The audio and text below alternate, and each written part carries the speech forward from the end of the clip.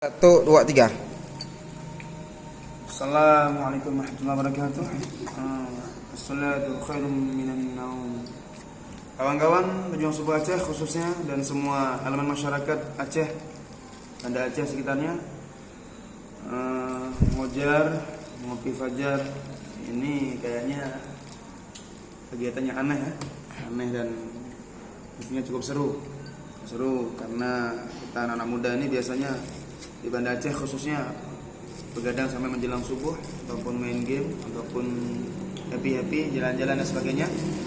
Maka kami Ustaz Siddiq dari Amalakam Ketua Pejuang Subuh Aceh mengajak kawan-kawan, yuk bangun lebih pagi, pre wifi, pre ngopi, bisa mandi pagi, bisa sholat qiyamul laili dan banyak berkah lagi. Yuk ikuti terus ngojar pagi ini ke 17 bersama Pejuang Subuh Aceh.